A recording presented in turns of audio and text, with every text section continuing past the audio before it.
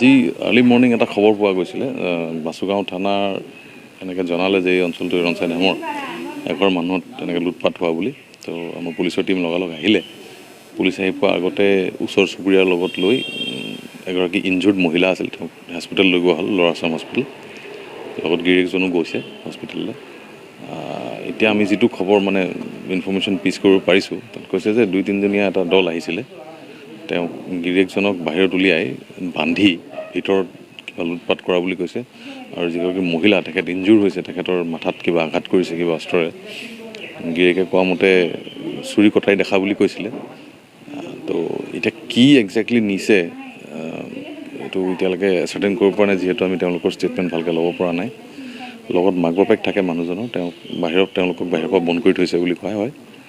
আৰু ওচৰ চুবুৰীয়া চিঞৰ বাখৰ কৰাত ওচৰ চুবুৰীয়া মানুহ আহি খুলি হস্পিটেল নি তাৰপিছত পুলিচক খবৰ দিয়ে। তো এতিয়া আমাৰ তদন্ত চলি আছে। এতিয়া আমি যিমানখিনি পাৰোঁ সেইখিনি ওচৰ পাজৰ মানুহৰ সোধপোছ কৰি আছোঁ। আৰু আমি ইনভেষ্টিগেশ্যনটো যিমান চাইণ্টিফিকেলি যিমান প্ৰফেচনেলি পৰা যায় তেনেকৈ আগবঢ়াই লৈ যাম। তো এতিয়া এজ অফ নাও এইখিনিয়ে ক'ব পৰা। Thank you. কিমানজন মানে 2জনৰ পৰা 3জনৰ ভিতৰত হ'ব বুলি কৈ আছে। তেওঁলোকো চিয়'ৰ নহয়, বাট উইল এচাৰ্টেইন। আমি গম পাম এইটো কি হয় কি নহয়। তো আমি চেষ্টা কৰিম যে যিমান সোনকালে পাৰোঁ। বন্দুকৰ কথা কোৱা নাই, চুৰি কটাই আছে বুলি কৈছিলে। Thank U.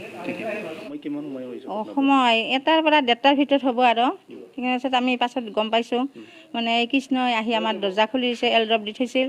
খুলি দিয়াৰ পাছত আহি মই ল'ৰাটোৰ গাত খুলি দিছোঁ আৰু বাকীখিনি কৃষ্ণই খুলি দিছে। এনেই বোৱাৰীক কাটছে, 3-4 জেগাত কাটছে। ল'ৰাটো বান্ধিয়ে থৈছে। খুলি দিয়াৰ পাছত ল'ৰাই দাউৰি সোমাল ঘৰত।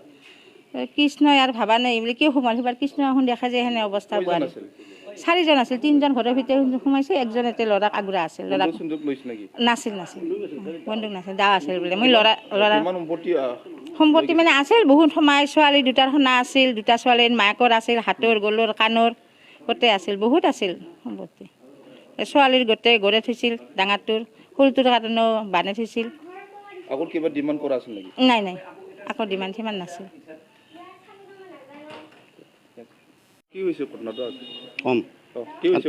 ৰাতি 2:05 মইতো কালা মানুহ, কাণেদি নুশুনো আৰু টোপনি ভাল টোপনি। 2:05 মোৰ পৰিবাৰে যে উঠক মুকুলৰ কিবা হৈছে। মই ভাবিলোঁ মুকুলৰ কঁকাল অপাৰেশ্যন কৰাত চিৰিয়াছ কিবা হৈছে। এই বোলে ওলে দৰ্জাৰ খিল খুলিলোঁ, খুলিব নোৱাৰোঁ। খিল খোলোঁ কিন্তু বাহিৰত যেতিয়া পিছৰ ৰুমটোতো খুলি চালোঁ, ওলাব নোৱাৰোঁ। এই কথা বেতাল কাৰোবাই হেৰি কৰিছে, কোনোবাই বাহিৰত দি খিল দিছে। তেওঁ খিৰিকী খুলি চাই দেখে মুকুলক বান্ধি থোৱা। আটা পাতা এই কৃষ্ণ নামৰ ল'ৰাটো আহি আমাক দৰ্জা খুলি দিছে। ইতিমধ্যে ডকাইতি কৰি ওলাই গৈছে। সম্ভৱ 1:30টাৰ পৰা 2টাৰ ভিতৰত ডকাইতি কাৰ্য সম্পন্ন হৈছে। তাৰমানে মুকুলে ওলোৱাৰ লগে লগে কৈছে হাল্লা ৰল নকৰিবি, নহ'লে মাৰি শেষ কৰি দিম। মুকুলক কৈছে শেষ কৰি দিম বুলি কৈছে। মুকুলক শেষ কৰি দিম বুলি কোৱাই সি বান্ধি থোৱাটো আৰু মাত মাতা নাই, তাক লুটপাই দিছে। বোৱাৰী সম্ভৱ এই কিবা দিয়াটো অলপ টানাটানি কৰিছে নেকি। কাণৰ সোণা, গলৰ চেইন, হাতৰ খাৰু সমস্ত নিয়াৰ উপৰিও লকাৰটো ভাঙি তাৰে সোণাৰ ষ্টক, মুকুলৰ টকা, এনেকৈ আপোনাৰ কি বুলি কয় গুৰুকুলত মাইনাজনীৰ ডিউজ 12,500 টকা, সেইখিনি আজি দিয়া কথা আছিল, সেইবিলাক গোটেই উঠাই লৈ গৈছে। মুকুলৰ মিড ডে মিলৰ টকা উঠাই লৈ গৈছে, তাৰ নিজৰ জমা টকা হাতত থকা চব উঠাই লৈ গৈছে। মুঠতে একেবাৰে ৰিক্ত হস্ত কৰি থৈ দিছে। কিমানজন আছিল? মানুহ কেইজন আছিল? মানুহ মুকুলৰ পৰা শুনামতে 4জন। বন্দুক নাছিল। এটা আছিল দৰ্জা কোবোৱাৰ কাৰণে ডাঙৰ হাতুৰি, আৰু আছিলে হেৰি আপোনাৰ মস্ত লম্বা হাতে দাও, যাক ডেগাৰ বুলি কয়।